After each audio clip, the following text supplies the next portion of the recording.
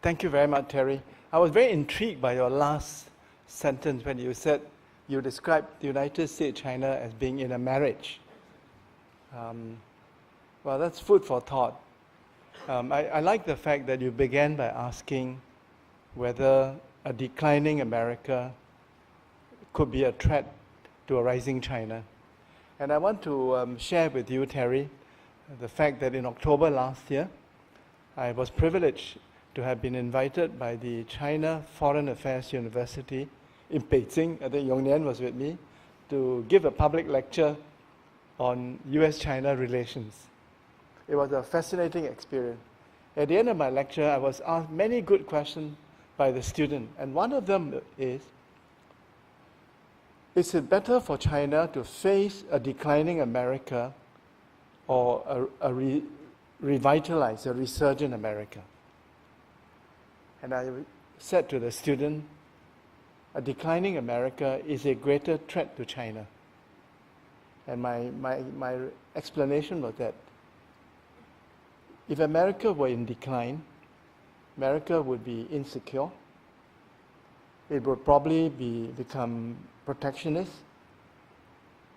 It would probably become increasingly xenophobic, and it would see the rise of China as a threat to America.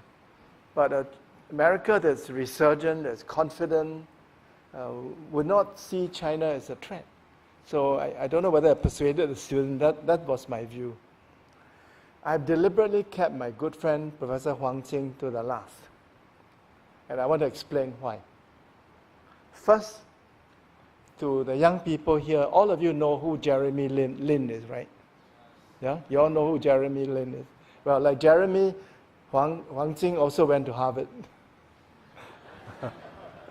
But he got his PhD at Harvard. Professor Huang Jing is a very good last speaker because I regard him as the human and intellectual bridge between China and the United States. Born in China and now a US citizen, spent many years teaching both in China and America.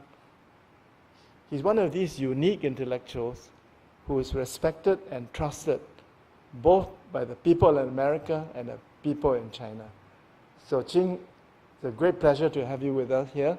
And could you round up this discussion for us?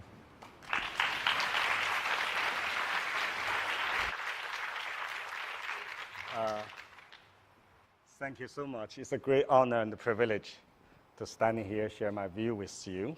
And also I feel deeply flattered by Tommy's introduction.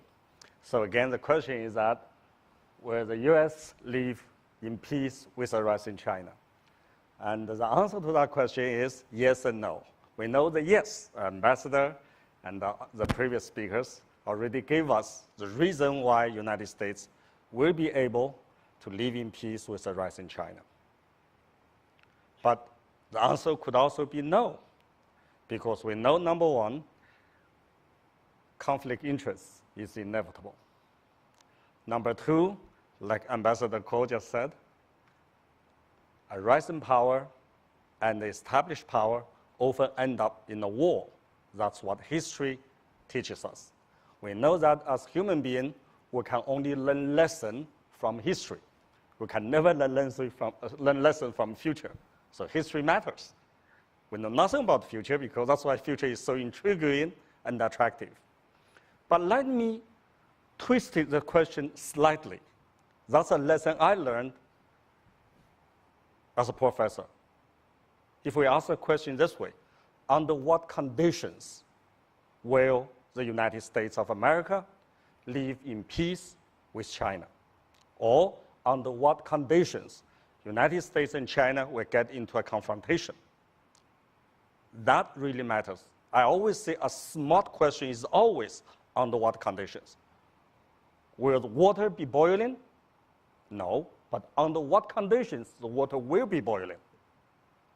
So to understand the conditions that will guarantee United States and China live peacefully, or the conditions that always will ensure a head-to-head confrontation, that's what I try to discuss with you today. Not to give an answer, but to have a better understanding of the situation. To understand those conditions, we have first to understand how China has been rising. The greatest story for this century is the rise of China. But how this rise has been achieved? If you compare China's rise with the rises of previous powers, you see one fundamental difference.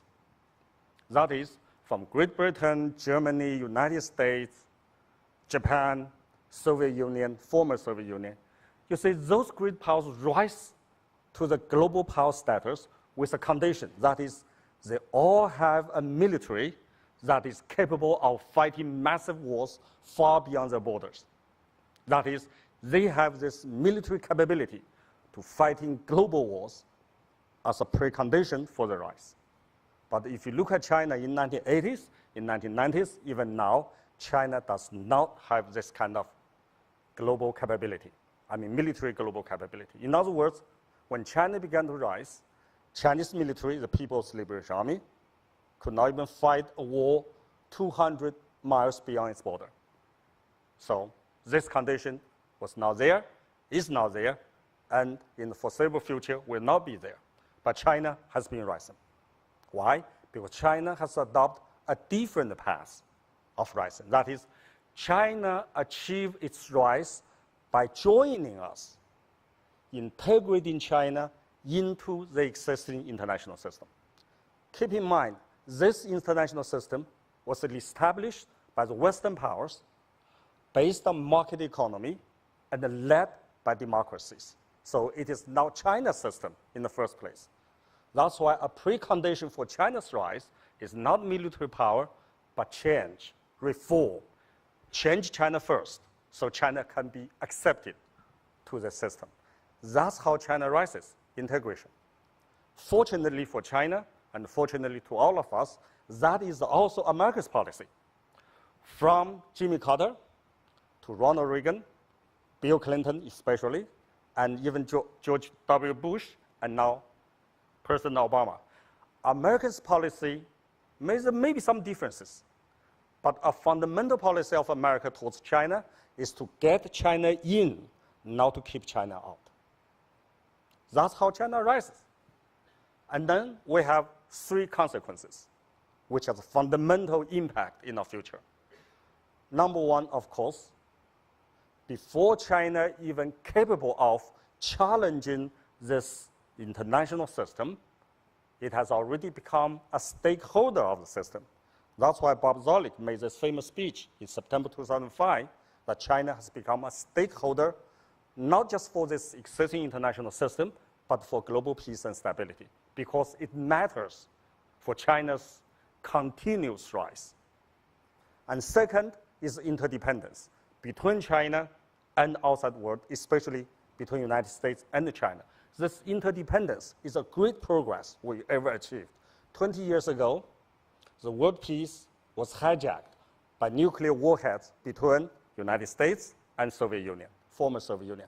20 years later now, all our well-being and world peace is hijacked gradually, was hijacked by greenbacks, by US dollars.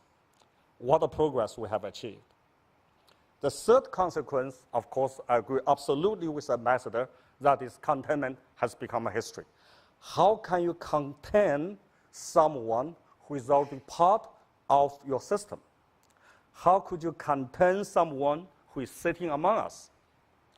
Hedging is a policy, but the difference between containment and hedging is first, everybody hedge. China is hedging against the United States, and vice versa.